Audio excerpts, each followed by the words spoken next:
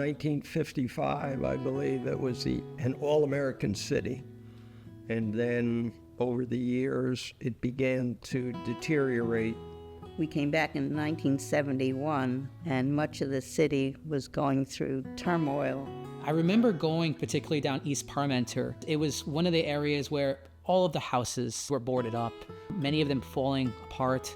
Dave Wager and I were on the Middletown board, and Al Fabat, one of our other founders here, the three of us would go out and volunteer on their bills.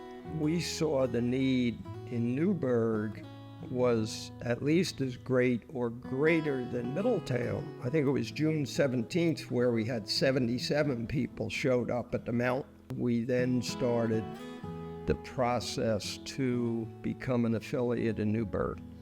And that was June 25th of 1999. That really started the process because there was not only a great need in Newburgh, but there was enthusiasm to do something about it.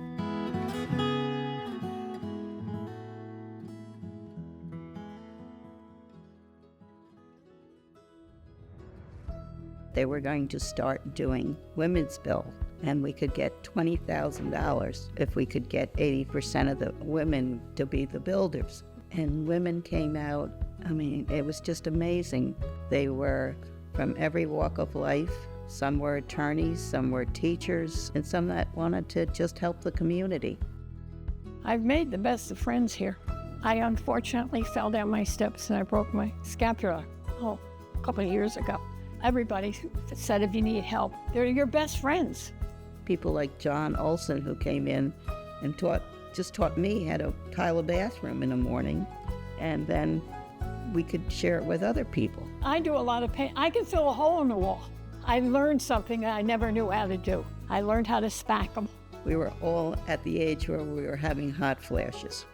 So when we get too hot, we didn't care whether the windows were open and we had no heat. And so Celeste decided to call us all the hot babes. And that's how we got the name. It was not anything like we thought we were hot babes. It was just, we were hot.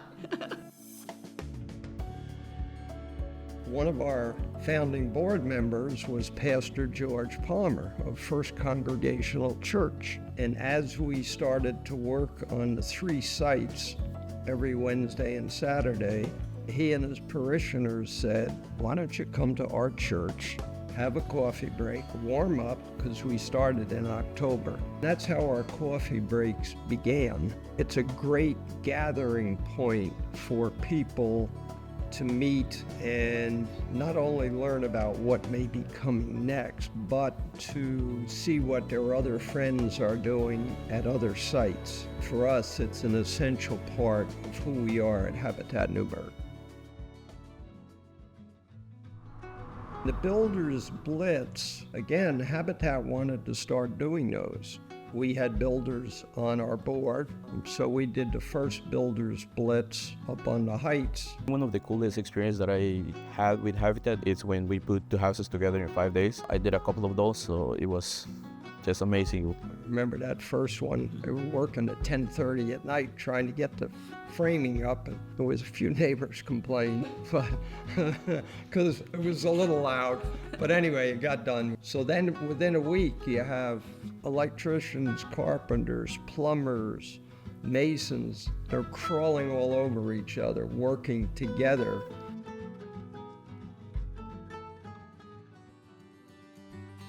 One of the first monumental experiences was when Habitat got its own office and moved out of our house. We started negotiating the Kimball building about early 2006. It was in the latter part of 2007 when we purchased it and started doing renovations and clean out and restoration. This was a dirt floor here. Our first restore was in this building upstairs. The facility we have now is definitely better suited to being a restore. It's really part of the history of not only Habitat, but of Newburgh. There were 7 or 8 or 10 abandoned buildings. As a child here, I remember a neighborhood that was truly abandoned, buildings that were falling on top of each other, a community that was not taking pride in their beautiful history and architecture. One of our board members, Giovanni Palladino, was with Leyland, and they were also proposing the redevelopment of the waterfront with the city. So we partnered with them, 24 houses on East Palmetto and on Washington. Before living here, I was living in Gidney Avenue, which nobody talked to nobody. It's everybody for themselves, and here everybody gets along with everybody. Everybody's kids play with each other. I think it's an amazing opportunity, especially in this block. People have pride in their homes because they have been there and actually done some of the construction.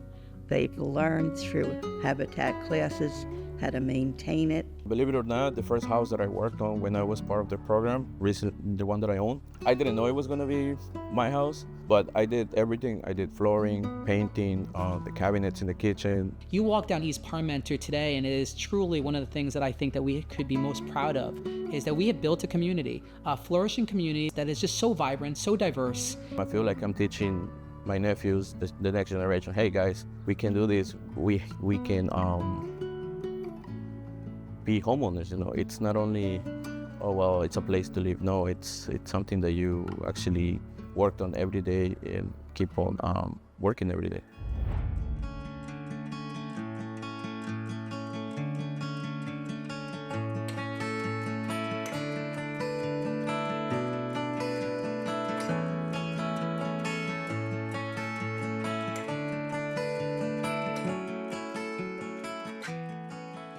MLK Day, that's more recent. I think 5-7 years we've been involved in that, which is great to get the entire community involved with Habitat.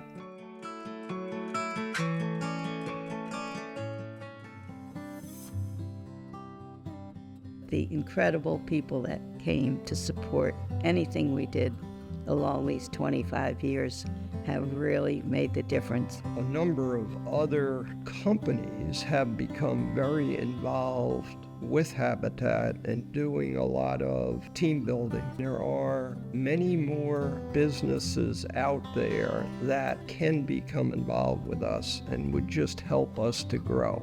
There are probably 50 different jobs available. Helping with mailings, serving on a committee, working with the families, helping to teach courses to the families, support the walk, support the golf, donate property. These are all ways that people can help. Whether we're talking about creating a home today or whether we're talking about the next 25 years, we will need their partnership, their leadership, their dedication to continue the next 25 years. And we would not be able to do that without the volunteers, without the people donating, without the incredible staff. This has been a team effort. We are partners in this Habitat mission, and I'm just proud to be a part of that.